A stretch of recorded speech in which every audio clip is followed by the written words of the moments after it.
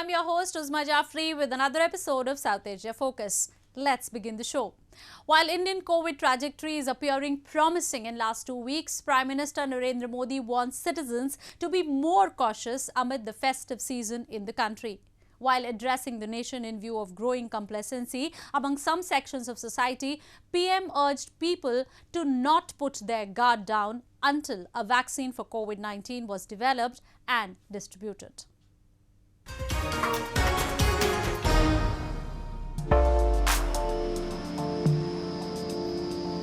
With single-day infections hovering around 55,000 against the average recovery of approximately 65,000 per day, India seemed to have gone past its peak period.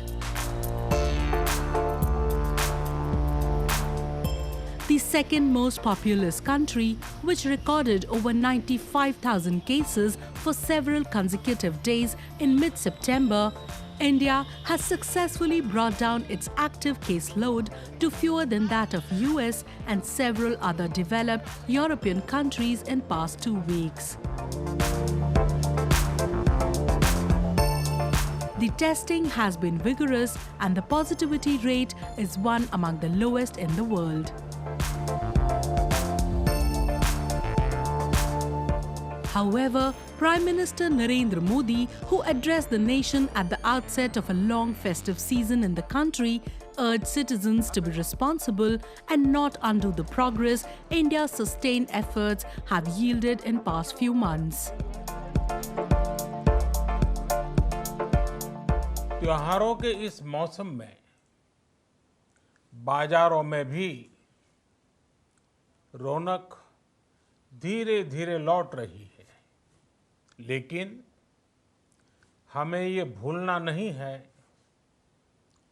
कि lockdown भले चला गया हो, virus नहीं गया है। बीते 7-8 महीनों में प्रत्येक भारतीय के प्रयास से भारत आज जिस संभली हुई स्थिति में है, हमें उसे बिगड़ने नहीं देना है। India's national case fatality rate has come down to 1.51%, with state and federal governments aiming to further bring it down to 1%. Observers and experts say that these numbers can grow better if the coronavirus norms are properly followed and if people do not grow complacent on seeing a positive trend. Indian pharmaceutical companies that account for production of largest number of vaccines around the world are front and center at the race to supply effective vaccines to the world. Bill and Melinda Gates Foundation says that world cannot be immunized without India. Government says that it has laid out a roadmap for the distribution of the vaccine whenever it is ready. Each single Indian will be vaccinated, PM said.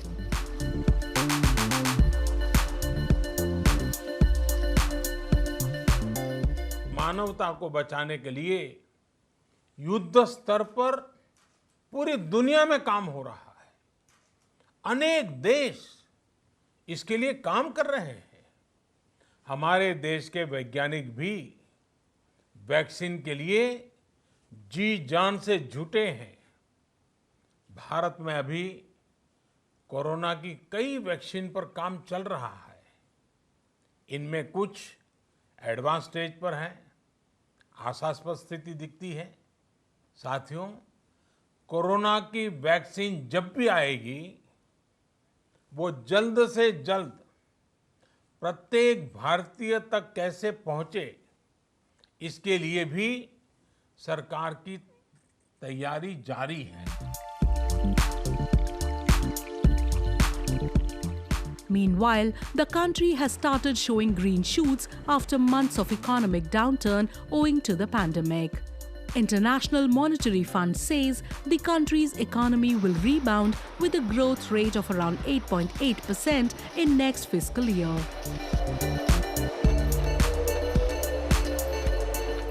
While everyday shopping markets are yet to restore the pre-COVID energy and opulence, various other sectors are already on a swift recovery path. A steady rise in the stock market reflects the ground situation.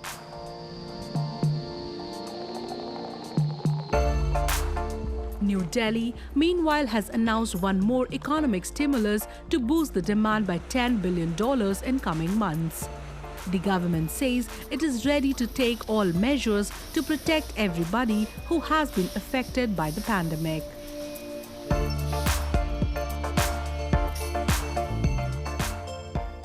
Moving on. Kashmiris across the world observed the Black Day on 22nd October. They shouted anti-Pakistan slogans while demanding freedom from its clutches.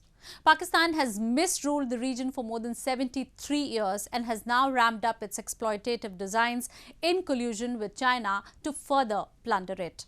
It has used brute force to muzzle the voice of demand and dissent and is now working overtime to change the demography of the region so that it has free run with the projects it wants to install in the region. Observing 22nd October as Black Day, people in Pakistan-occupied Kashmir took to streets and carried out a march against the occupier Pakistan. Carrying floats demanding freedom from the clutches of Islamabad, they sloganeered against the political masters of the country, who they accused of plunder and exploitation.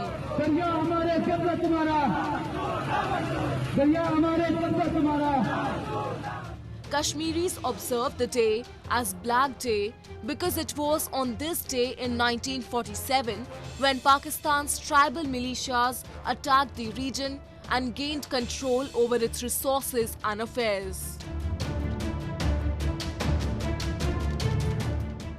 Fearing his and his people's lives, the ruler of the then princely state of Jammu and Kashmir, Hari Singh, signed the instrument of accession with New Delhi on 26 October 1947, subsuming his entire territory into the sovereign nation of India.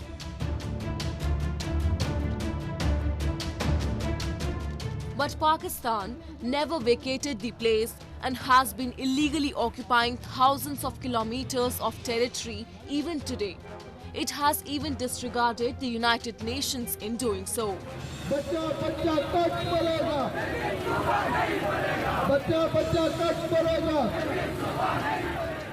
Kashmiris in POK, however, say that they will never accept Pakistan as their parent or home state and will continue their struggle until they ensure freedom.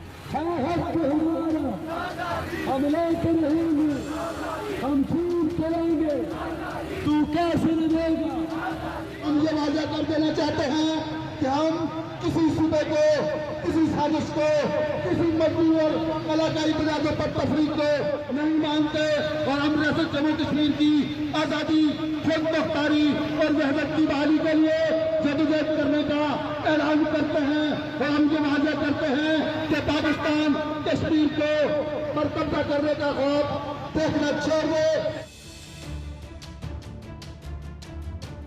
The anti-Pakistan anger is not just limited to the confines of Pakistan-controlled territories, but it has been simmering amongst Kashmiris living around the globe.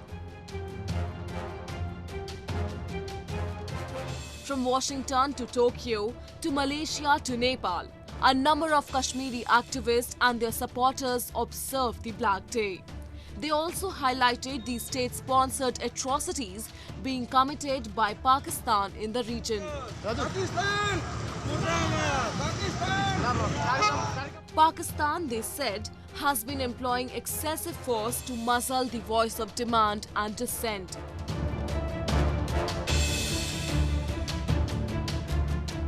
The press is censored so that the world doesn't get to know the reality. They also said that Islamabad has been working overtime to peddle lies on Kashmiri history, to change present narrative and to bring a favorable change in future through demographic alteration. However, Kashmiris are not buying any of its tricks and have called out its dubious designs both at home and at international platforms.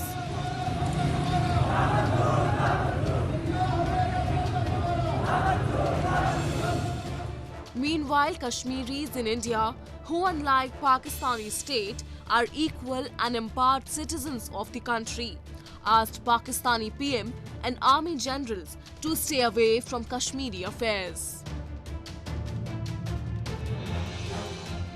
मैं गुजारिश करूंगा इमरान खान साहब को और general को कि please आप अपना ध्यान रखें। जहां पे आपकी गवर्नमेंट चलाती है आर्मी और हमें आप तकलीफ दे रहे हैं, आपको उससे क्या मिलेगा? आप अपना ध्यान रखें, हमें अपना काम करने दें, हम अपने कार्य में हैं। We are a progressing country, so we request you Imran Khan साहब, आप अपने काम से मतलब रखें। Pakistani Prime Minister makes tall claims of working tirelessly for the welfare of Kashmiris. United Nations and other right groups, however, have termed its actions as human rights violations. Army generals who hold greater sway in the country's politics are the de facto administrators of the region. They have had no regards for the democratic functioning and have accorded a second-class citizen treatment to the people. Moving on. An enormous public outcry following a brutal rape in Bangladesh has triggered a fresh debate on the safety of women in the country. While the government has pushed for a strong deterrence through death penalty for rapists, experts believe that a lot of other things are required to be assessed and altered to bring a real change in the society. A large number of women who gathered courage to come up front post countrywide protests have unveiled a widespread culture of sexual exploitation at workplace in the country. Recently, hundreds of them demonstrated and urged authorities to bring changes into laws that they say didn't ensure a safe environment at their workplace.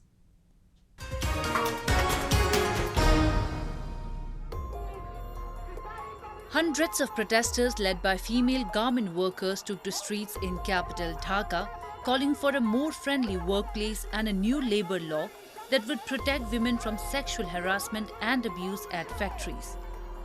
Bangladesh, which ranks behind only China as a supplier of clothes to Western countries, relies on the garment industry for more than 80% of its exports and about 4 million jobs. Nearly 85% of the workers in these factories are women, but even then, due to an inherent discriminatory attitude against the women has hampered their safety in the factories. আমরা আজকে এখানে আসছি বাংলাদেশের শ্রম আইনে যৌন হয়রানি নির্যাতন প্রতিরোধমূলক কোনো আইনের আওতার মধ্যে ভুক্ত নাই সেই আইন নাই বলে আজকে কলকারখানায় বিভিন্ন জায়গায় শ্রমিকরা নির্যাতিত হচ্ছে এবং ধর্ষণ হচ্ছে। The government of Bangladesh had introduced labour laws for the country in 2006, but critics say that it has failed in addressing gender-based violence, including sexual harassment at the workplace. A nationwide study in 2018 had said that 85% of female garment workers face verbal abuse, 71% faces mental torture, 21% face physical torture, and 13% face sexual abuse. According to report in US Senate committee, while the factory safety had improved relatively since the Rana Plaza disaster of 2013, Bangladesh was backsliding on the workers' rights. The Senate committee had urged authorities to do more to protect the labour rights, but things haven't changed much on the ground. নতুন করে নতুন আইন নতুন বিধি সংশোধন করুক, এটাই আমাদের প্রত্যাশা। কারণ আজকে দেখা যাচ্ছে শ্রমবান্ধব, নারী বান্ধব কর্মপরিবেশ এবং আইন না থাকাতে নারী এবং বিশেষ করে শ্রমজীবী নারী এবং শ্রমিকরা পদে পদে বঞ্চিত হচ্ছে। এখন বর্তমানে যে রুলস তৈরি হচ্ছে বা সংসদে যাবে সেটা শ্রমিকদের পক্ষেই না, সেটা শ্রমিকদের বিপক্ষে। তাই আমরা বলতেছি শ্রমিক বান্ধব আইন এবং শ্রমিক বান্ধব রুলস সংশোধন করুন। The number of females contributing to labor force of the country rose to nearly 16% in 1996 to over 36% in 2017. But even this trend hasn't been able to deter criminals. Some say it is not just one crime, but women in Bangladesh are subject to a number of discrimination and indoor crime, many of which are not even reported in the media, and even fewer reach the courts.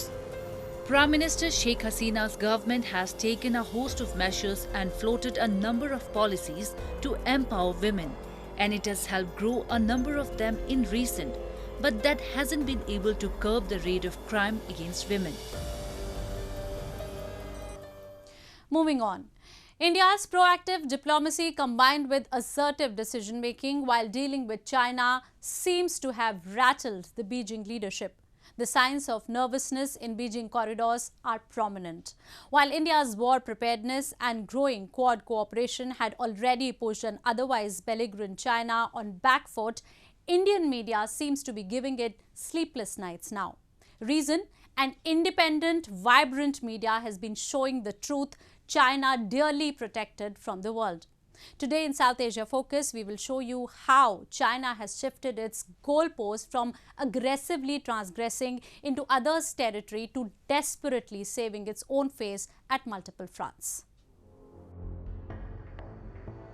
These tweets by spokesman of Chinese embassy to India have two underlying messages. One, China doesn't want the issue of territories under its occupation to go global. Two, it is not enjoying the taste of its own medicine.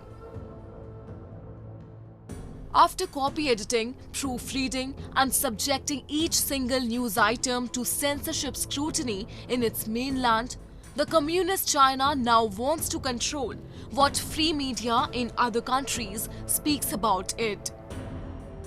Maybe it is alien to the fact that the media in democracies like India doesn't operate at whims and fancies of state, but its own acumen and objectivity. Truth is the cornerstone of a news story and not what president pleases to see with his morning beverage. China has been rattled by Indian moves, both diplomatic and military, and now it doesn't know how to react in a situation that has been complexed by its own strategists and leaders. India, which has ramped up its war preparations, says it still wants a peaceful resolution. India and China have continued to have discussions through both diplomatic and military channels to peacefully resolve the issues along the LAC in the India-China border areas. This is in keeping with the agreement reached between the two foreign ministers during their meeting in Moscow on the 10th of September 2020. The immediate task is to ensure a comprehensive disengagement of troops in all the friction areas. While India seeks a peaceful solution, it is not ready to give in at any front against China. In fact, it has doubled down on its war preparations. As many as 12 missile tests have been conducted by India in just 30 days. This year's Malabar exercise has already received participation nod from all Quad countries. New Delhi is also set to sign some strategic deals with US in coming days. Rapid infrastructure development is giving it more troubles, and now a cornered China is showing some signs of giving up on its devious agenda.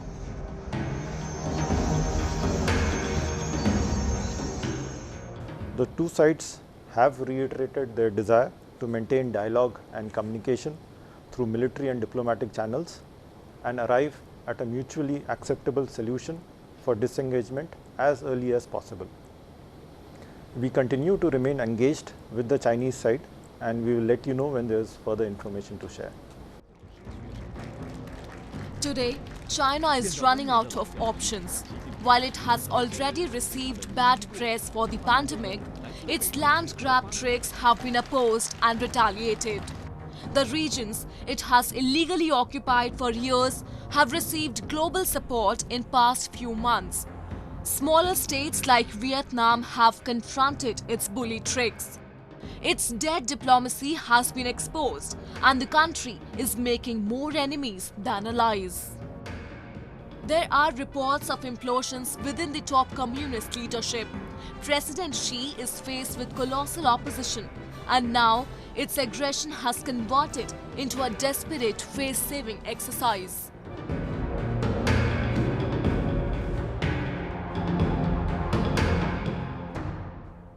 A melting pot of various religious and cultural backgrounds, India celebrates the true spirit of life through several festivals throughout the year.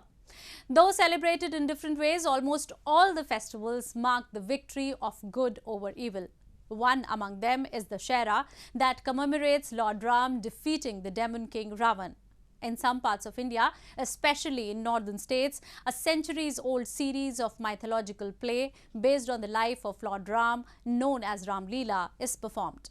The much-awaited play, which till date has managed to capture the imaginations of both young and old alike, is the quintessential element of Navratri and the Dussehra festivals. Have a look. Donned in colourful traditional costumes, the actors are playing the characters of the great Hindu epic Ramayana in a theatrical manner called Ram Leela. Performed during the annual 9-night Navratri festival, Ram Leela tells the journey and teachings of Hindu Lord Ram, including his childhood, annihilation of forest demons, his marriage with Mithila princess Sita, her abduction by demon king Ravan, and the subsequent war to free her and kill Ravan. मुझे अपनी चरण पादुका दे दीजिए। The story is narrated in a typical style with devotional songs and dances performed on the tunes of popular Bollywood numbers.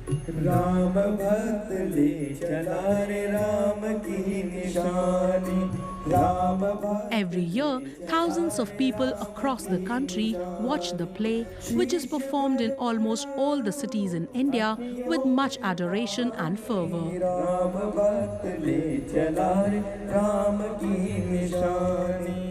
However, this year, with the restrictions on gathering in place, the repertoires in various cities have decided to broadcast the play online.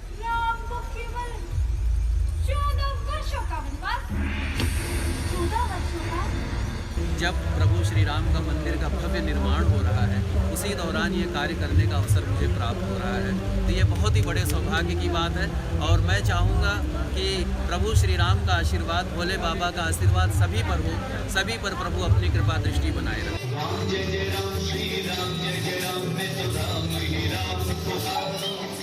Similar scenes were witnessed in the city of Nawabs, Lucknow, where actors have played different characters from Ramayana and performed inside a temple and broadcasted the show online due to the coronavirus pandemic. Characters dressed to suit the perfect role play, with Hanuman and the evil characters to providing all the delight to the kids. The play also propagates the ideal way of living, and the Hindu devotees consider Lord Ram and goddess Sita as the epitome of perfection.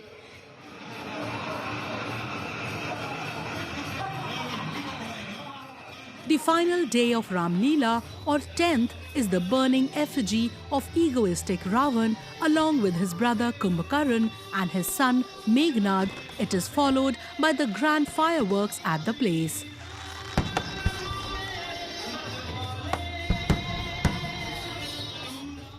Devotees say Ram Leela is the best screenplay ever written.